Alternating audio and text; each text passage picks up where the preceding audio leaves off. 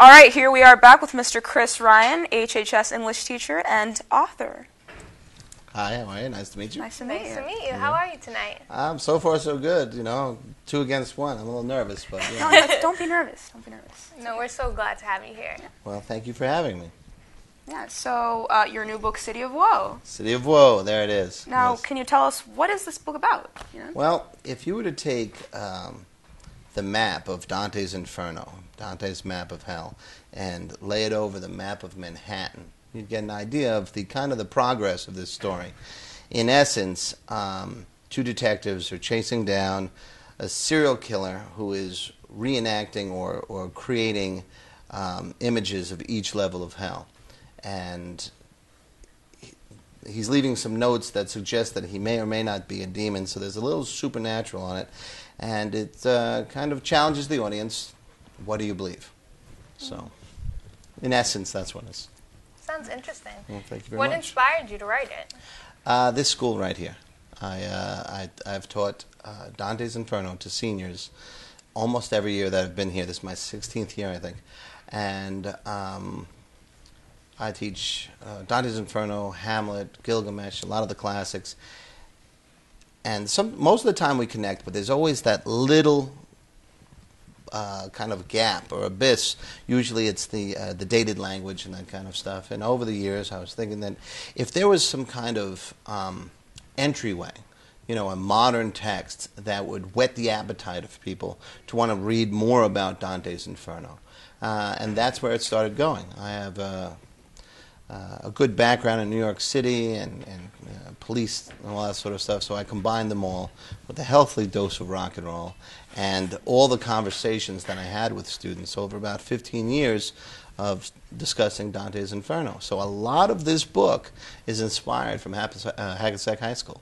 Wow. Well, there you go. Wow. Yeah. Ta-da. I mean, how was the writing process? How long did it take you to write this book? Oh, boy. When I was in college, back before America was created, Long ago. I did a treatment for a first novel, and the only thing that survived out of that was the word Mallory, or the name Mallory. And then years later, again, after teaching Dante's Inferno for so long, I started thinking about resurrecting that name and the detective. And I guess I worked, when I was going to grad school at Rutgers, another Jersey tie-in there, I started working on, for the master's thesis, you had to do a couple of short stories. And I asked permission if I could do a treatment for a novel. I handed in a 500-page manuscript and won Distinguished Achievement Award upon graduation from grad school for the rough of this. So that was about 3 drafts. And then I went about 5 or 7 drafts after that. So I've been through this about 10 times. I guess I've been at it about 8 or 9 years. But I was learning the craft. I think the second book, which I'm going to begin writing this summer, should go far quicker. It better go far quicker. So yeah, that's what I was doing with that. So for your second book, do you have any ideas? I do very much. This is part of a trilogy. Dante actually wrote the Divine Comedy, which was 3 sections of one book. The Inferno, Right. when he traveled through hell, Purgatorio, where he went through purgatory, and Paradiso, where he went through paradise. Mallory and Gunnar, the stars of this book, will go through each of those as envisioned on Earth. So this one they went through hell. The second book they go through the kind of a version of purgatory.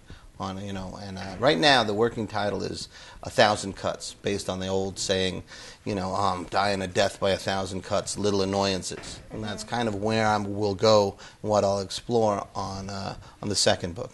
And the third book will be based on Paradiso. Wow. And we'll have see it how all that planned goes. out. Well, we'll see.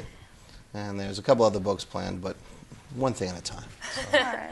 Now, other than your fascination with Dante's Inferno, I also see, the detective story archetype. Why? Why the detective story? I come from a family of cops. My father was a police officer for 28 years in the South Bronx. My brother was a detective for 20 years. My cousin was a lieutenant 25, 30 years, something like that. So it's all around. As a matter of fact, I was a journalist for 8 years, an award-winning journalist, and it was in the Bronx in the late 80s, early 90s, which was basically a crack war. And one of the reasons I'm a teacher now is because I covered so much death at that time that we used to run body counts on the front page. And it was usually something like 12 dead, 27 wounded. And I got so, I felt so guilty about it that I was kind of living off these dead teenagers, you know, from crack corners, that I applied to the NYPD. And I was accepted. I was waiting to go in, and one of the superintendents of education in the Bronx called me, and he was furious with me. And he challenged me, he bet me a steak dinner at the best restaurant in Manhattan that I would love teaching. So I hadn't gotten into the police department yet. I took the teaching gig on a bet. And then I found that working with live students after covering all the dead ones was just the greatest energizer in the world. And when the NYPD called up, I said, nah, I know what I'm doing. But I always felt like I owed them. So when I started thinking of who could go through hell, I mean, who better than two detectives? And one's very serious, and the other one, he's a bad boy. So Better misbehaves. Is your own personality, is it reflected through one of the detectives? Well, a lot of people that I know have begun to read this, and they all seem to be able to peg one person or the other. Oh, that's you, that's you. And if I'm really honest, all the major characters are me. You know, the serious detective who doesn't want to be labeled, the not serious detective who has other things on his mind. Even the villain is a version of how I would deal with things, or how I might be able to see things. You know, going through your life, you get different challenges, and I just explored it each way. So in a way, every writer, you know, their major characters are reflections of parts of themselves.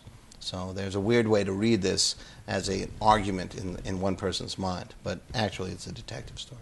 All right. Now, So. do you mean this for me to be pure literature or entertainment? This is written very consciously as a popular bestseller style thriller. The idea, the thesis from the beginning was, can I get a very popular, very easily read story that people would enjoy? And apparently it's a very quick read. Everyone who's read it said one former student said she read it in one 12-hour sitting. God bless her. But it was meant to be very popular. I have a brother who rarely reads. I wanted it to be something that he could read on the train down to work, you know. And the idea is, if they get hooked by that, and they keep hearing Dante, they might go and explore something else, you know. And that's the hook back in. I have no delusions that I'm a literary writer. I might be able to teach them literature, but I'm definitely a pop writer, so it's meant to be that. Okay, so you're not focusing on one audience per se. You're focusing Well, I mean, there's layers. I mean, the front layer, the top layer, is the pop stuff. But obviously, there's a reference and a structure that follows Dante's Inferno very closely. And in doing my research in grad school, I found out that James Joyce was very influenced by Dante. And his Dubliners and his Ulysses is laced with references. So I researched those references, and they were all tied to different characters. So I took the names of those characters and named minor characters, and the villain, Paul Farrington, is named after a Joyce character. And you can see where those characters line up and where they show up in Joyce's stuff, and it's hopefully another bridge back to, you know, an author that should be read.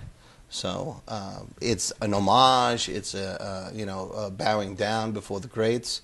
But it's written in a pop style. So That's interesting. Do you have any advice for other students who may want to pursue writing? Yeah, write. Just write. Let it stink. Just write. It's so much easier to have something that's a piece of terribleness and rewrite it than to look at a blank screen. Right. You know, and embrace the idea of rewrite. You know, if you're playing basketball, right, or they've got some guys who got some superstars from the track team, Yeah. right? That it wasn't their first race that made them great. These guys worked hard. They broke a sweat. Same thing with writing. You just go and do it and keep doing it. There you go. Thank you That's so great much. advice. Thank you for coming. I mean, welcome. tonight. And Available on Amazon and Barnes & Noble. please buy Great his price. book. Yes. Thank you again Welcome. for coming. Thank you very much for having me. And we want to know if you can actually read an excerpt from the book. Okay, I will. And so after this commercial break, we'll have Mr. Ryan here read an excerpt from City of Woe. Yipes.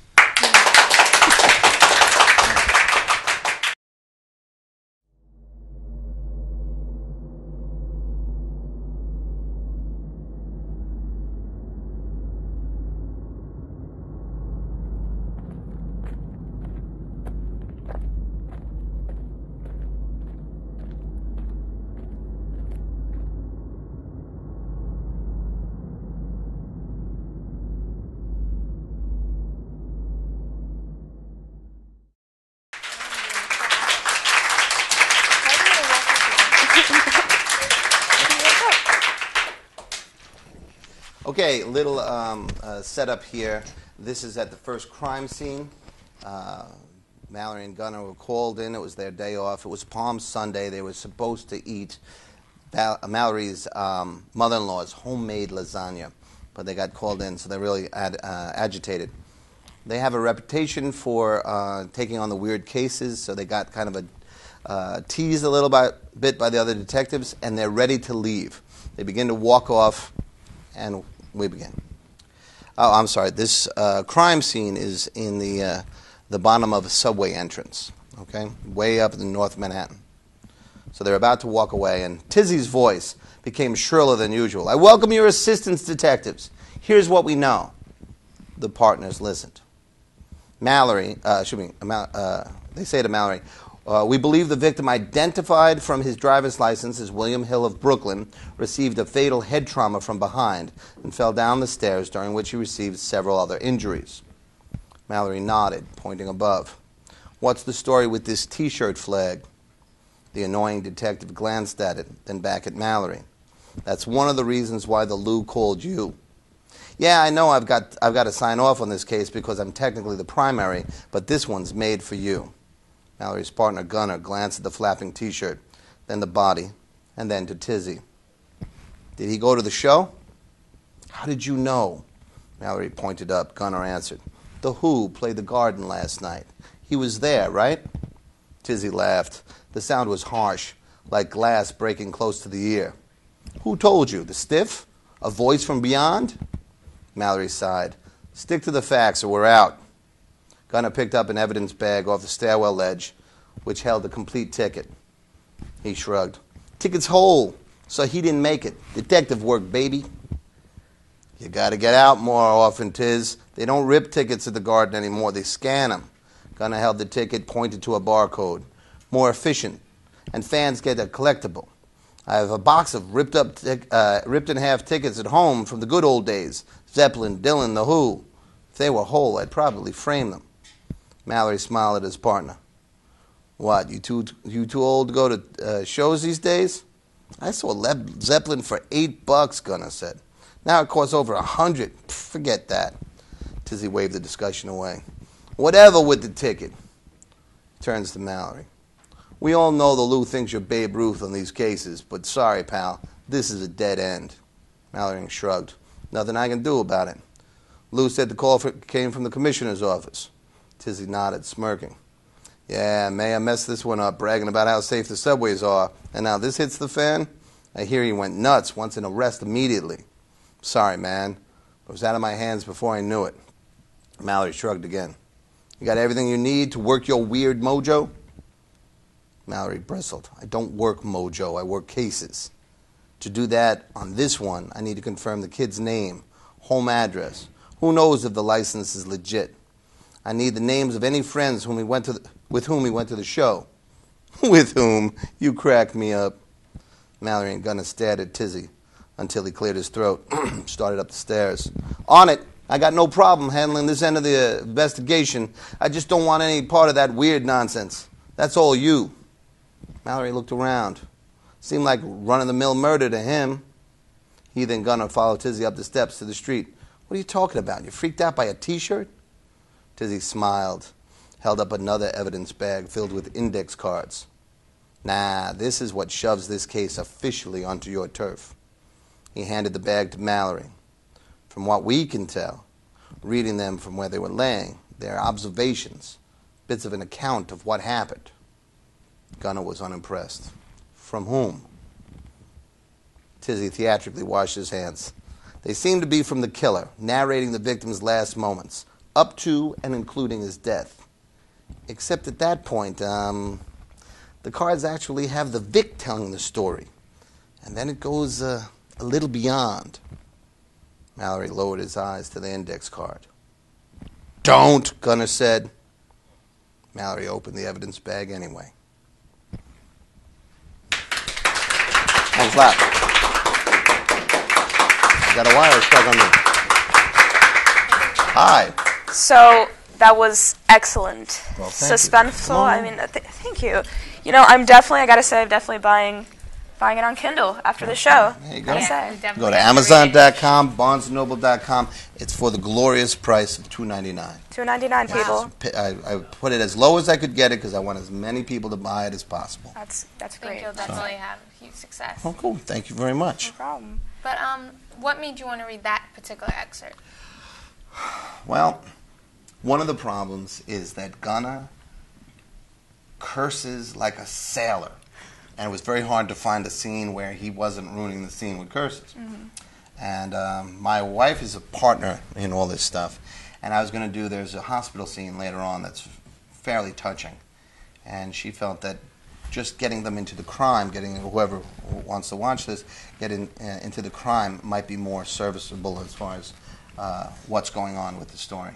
So we went through a bunch of different things, and she thought that one was the fairest entrance. So as a rule, kiddies, always listen to the wife.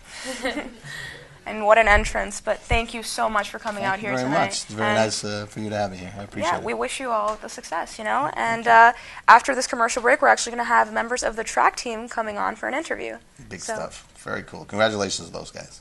So, see you then.